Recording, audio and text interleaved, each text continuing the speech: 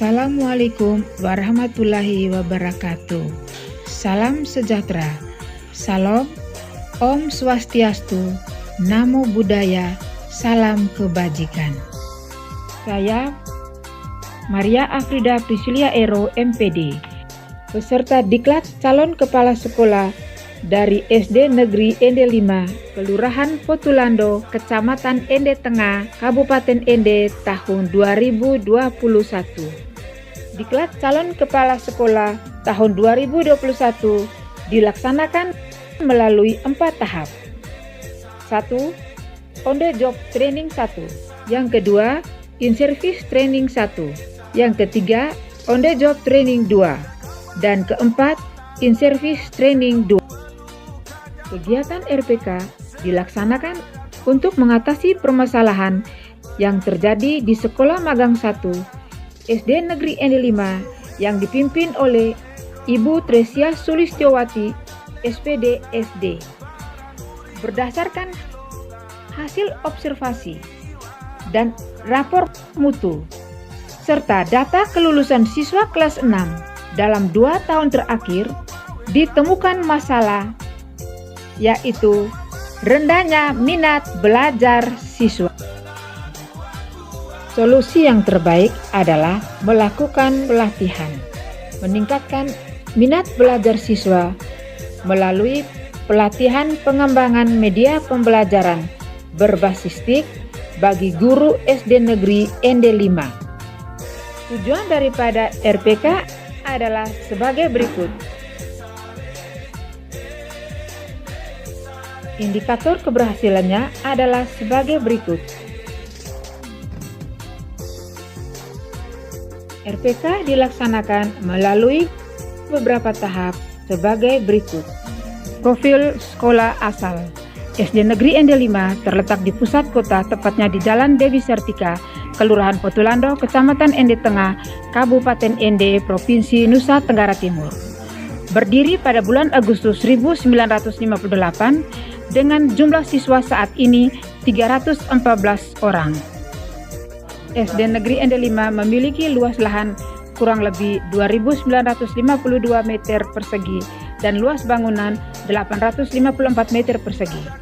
Saat ini SD Negeri Ende 5 dipimpin oleh Ibu Tresia Sulistiowati, SPD SD. Kepemilikan tanah dan bangunan milik pemerintah dengan status hak guna pakai. Adapun visi sekolah yaitu terciptanya siswa yang berprestasi di bidang akademik dan non-akademik, beriman teguh dan berbudaya. Misi SDN Ende 5 sebagai berikut.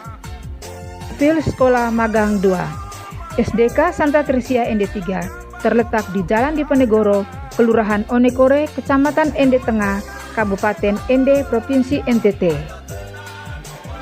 SDK Ende 3 berdiri tahun 1949 dan luas tanah yang ditempati oleh SDK Santa Tresia Ende 3 seluas 2.719 meter persegi dengan luas bangunan mencapai 2.000 meter persegi. SDK Santa Tresia Ende 3 telah memperoleh akreditasi dengan nilai A tahun 2021-2022, menampung siswa 630 siswa dan sekarang di bawah pimpinan Bapak Ambrosius Sura SAG. Visi SDK Ende 3 unggul dalam prestasi dan santun dalam perilaku berlandaskan iman Kristiani. Misinya sebagai berikut. Kegiatan RPK atau Rencana Proyek Kepemimpinan adalah penjabaran rencana pengembangan sekolah secara operasional yang di dalamnya memuat tindakan-tindakan kepemimpinan calon kepala sekolah dalam menjalankan program atau kegiatan untuk memecahkan masalah pembelajaran dalam rangka meningkatkan kompetensi calon kepala sekolah dan kinerja sekolah serta berdampak kepada peningkatan kualitas pembelajaran dan pencapaian student well-being. Hasil pelaksanaan siklus 1 sebagai berikut. Pelaksanaan siklus 1 sudah sangat baik, namun masih perlu dilakukan pembimbingan pada kegiatan pelatihan pengembangan media pembelajaran berbasis TIK di siklus 2 yang akan terjadi pada tanggal 19 Oktober 2021. Siklus 2. Siklus kedua Rencana Proyek Kepemimpinan dilaksanakan pada hari Selasa 19 Oktober 2021.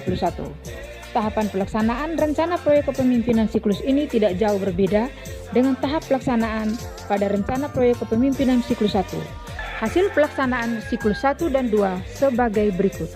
Selanjutnya, KM dilaksanakan di sekolah asal magang 1 yaitu SDN ND5 dan sekolah magang 2 yaitu SDK Santa Tresia ND3. Kajian manajerial di SDK Santa Tresia ND3. Pada tahap persiapan dari kajian manajerial adalah melakukan komunikasi dengan kepala sekolah di tempat sekolah magang yaitu Bapak Ambrosius Sura SAG. Dengan terlebih dahulu peserta menyerahkan surat tugas dari Dinas Pendidikan dan Kebudayaan Kabupaten ND menyampaikan maksud yang didapat dari kegiatan mengikuti diklat calon kepala sekolah, yaitu kajian manajerial berupa kajian 8 standar pokok di SDK Santa Tresia ND3. Pelaksanaan peningkatan kompetensi PK.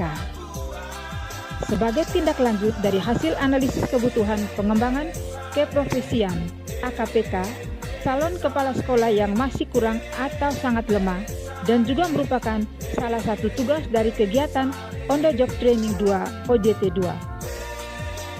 Setelah kami mengikuti pelatihan pengembangan media pembelajaran dan mengaplikasikannya di kelas dalam pembelajaran kami di sekolah, ternyata itu sangat berdampak positif.